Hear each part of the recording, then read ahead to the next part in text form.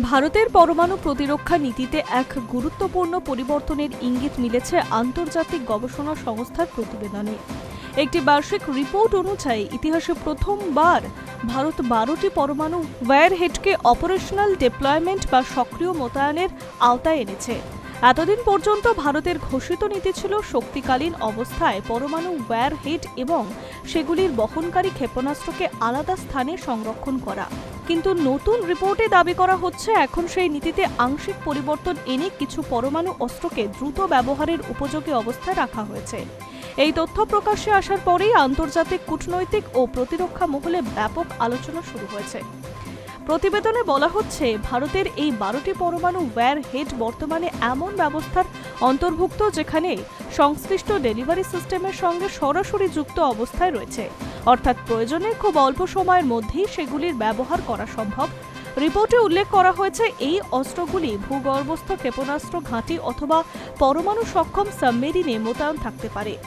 আন্তর্জাতিক প্রতিরক্ষা বিশ্লেষকদের মতে এই ধরনের মোতায়েন কোনো দেশের পারমাণবিক প্রতিরোধ ক্ষমতাকে আরও কার্যকর করে তোলে, কারণ যুদ্ধকালীন পরিস্থিতিতে ওয়্যারহেড ও ক্ষেপণাস্ত্র একত্রিত করার জন্য অতিরিক্ত সময় ব্যয় করা হয় না।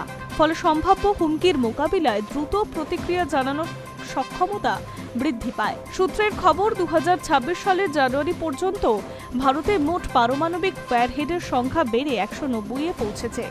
এক বছর আগে এই সংখ্যা ছিল 180, অর্থাৎ গত এক বছর ধরে ভারত তার পরমাণু অস্ত্র ভাণ্ডারে আরও 10টি ওয়্যারহেড সংযুক্ত করেছে। বিশেষজ্ঞদের মতে ভারতে এই আধুনিকীকরণ কর্মসূচির পিছনে আঞ্চলিক নিরাপত্তা পরিস্থিতির গুরুত্বপূর্ণ ভূমিকা রয়েছে। বিশেষ করে চীনের দ্রুত সামরিক সম্প্রসারণ এবং ভারত মহাসাগরীয় অঞ্চলে কৌশলগত প্রযুক্তির বৃদ্ধির প্রেক্ষাপটে নয়াদিল্লি তার প্রতিরক্ষা সক্ষমতা আরও শক্তিশালী করার দিকে নজর দিচ্ছে। একই সঙ্গে দূরপাল্লার ক্ষেপণাস্ত্র, সাবমেরিন ভিত্তিক প্রতিরক্ষা ব্যবস্থা এবং নজরদারির অবকাঠামো উন্নয়নের কাজ করায় জোর দিয়েছে।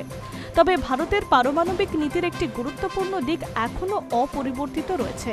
ভারত তার নো ফার্স্ট ইউজ বা প্রথম পরমাণু হামলা না করার নীতিতে অনড় রয়েছে, অর্থাৎ ভারত নিজে থেকে কোনো দেশের বিরুদ্ধে প্রথম পরমাণু আঘাত হানবে না। কিন্তু যদি কোনো শত্রু দেশ ভারতের বিরুদ্ধে পরমাণু হামলা চালায় তাহলে দ্রুত এবং বিধ্বংসী পাল্টা আঘাত হানার সক্ষমতা বজায় রাখাই এই নতুন কৌশলের মূল উদ্দেশ্য।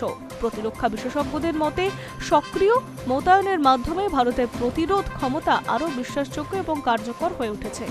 বিশ্লেষকদের একাংশের মতে এই পদক্ষেপ ভারতের সামরিক নীতিতে আক্রমণাত্মক পরিবর্তনের ইঙ্গিত নয়, বরং প্রতিরোধমূলক কৌশলকে আরও শক্তিশালী করার প্রচেষ্টা।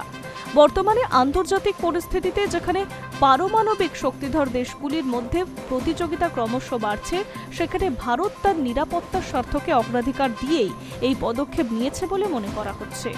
একই সঙ্গে নয়াদিল্লির বিশ্বাসকেও বার্তা দিতে চেয়েছে শান্তিপূর্ণ অবস্থান বজায় রাখলেও দেশের সার্বভৌমত্ব এবং নিরাপত্তা রক্ষার জন্য প্রয়োজনীয় সব ধরনের প্রস্তুতি তার রয়েছে।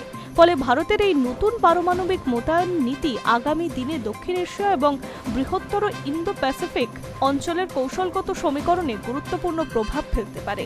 High news network.